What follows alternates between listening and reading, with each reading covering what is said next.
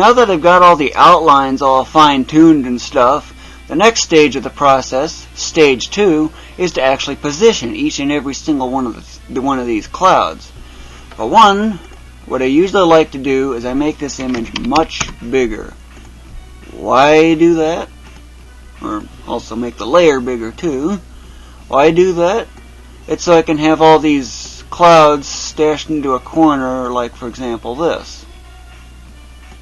And by the way, just so you know, kind of hard to move it with this. So you have to get in like just the right position or it just ain't going to be available.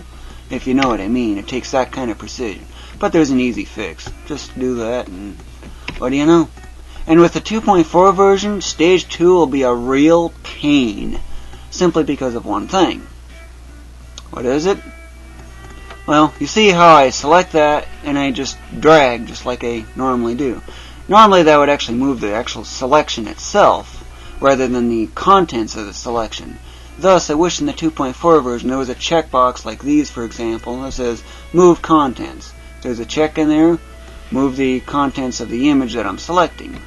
Or that part of the image, I should say. It's awfully close there. And, well, you probably get the idea, don't you?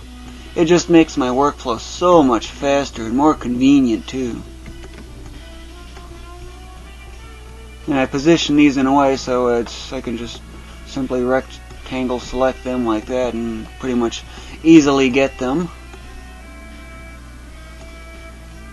Let's see, we'll stash you in this corner. Oops, miss. Stash you in this corner. And you, oops, miss again. Didn't go over far enough. Of course, the actual placement where I put the clouds really makes no difference. It's getting progressively bigger there. Kind of funny in a way. Yeah, I put this one next, and oh boy. But anyway, what I tend to do is, well, I focus on my visions and stuff too. Visions? Well, let's see, I gotta find it in here.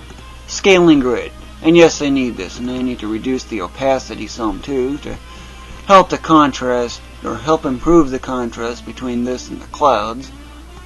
But I'll explain with the medium density clouds. Now, if you look closely here, like this cloud here, the very edge here, where's that scaling grid at? See how this part here goes right up against the 128? Well, if you're at sea level, everything from this point downward will not be visible on the screen. But get like 128 coordinate units above, and then the contents where the 128 will be visible and so forth. Because, well, if you run the math, you'll know what I mean. The clouds are 49,152 coordinate units above the ground. Screen height's 384. Run that pixels times scaling equals coordinate units formula in and solve it out, and well, what do you know? That's where the 128 comes from, and that's where I get the visions. Same thing on this one too. This does serve a use though. It's mostly for gauging height, so you know just how close you are getting to that bottomless pit, so you don't fall out as easily and the such. But I'm going to be doing that same thing with this cloud here. So this is the 128, right? However, this mark here where I've got this outline, that's actually based on the where the base or center part of where the feathering part is. Feathering's covered in stage 3. So, and since the feathering extends out 20 in each direction, I need to account for that. So, I move this up 20 pixels, approximately. The horizontal really makes no difference at this moment. Let's see here. Yeah, I should move this over a lot more.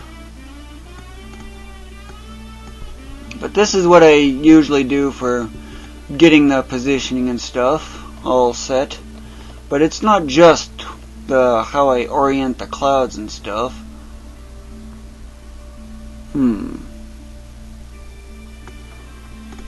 What am I doing? Well, I'm trying to see if I can get this out to like 16 or something. or maybe more. Let's see, 128 would actually be where the 32 would be.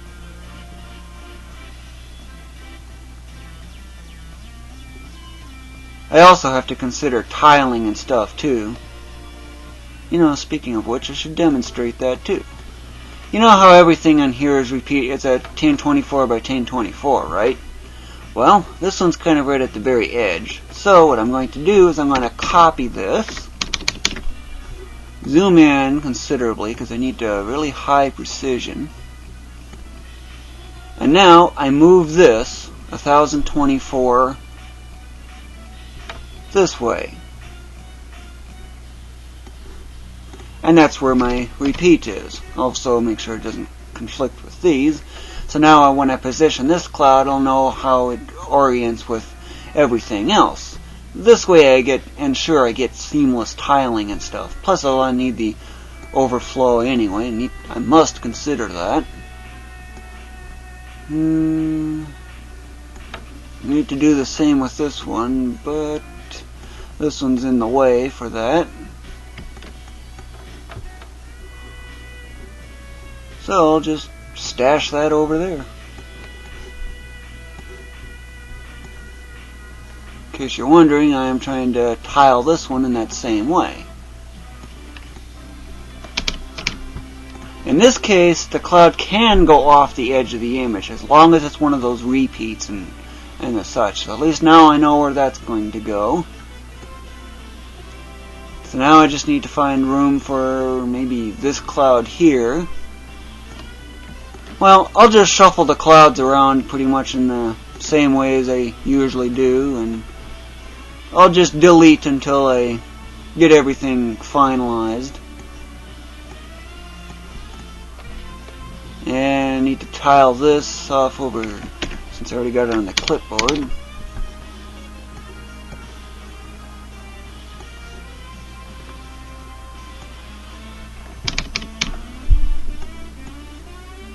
Yep, and that's going to interfere with that. So another thing I tend to do is I just duplicate it and make that invisible, clear out everything, including all these along the corners. This is for another add-on I use. That's a clone in a sense, so I don't need that. Clear those out. This is my backup.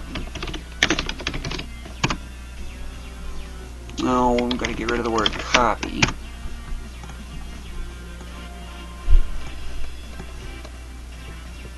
Yep, I'll just copy this all the way around.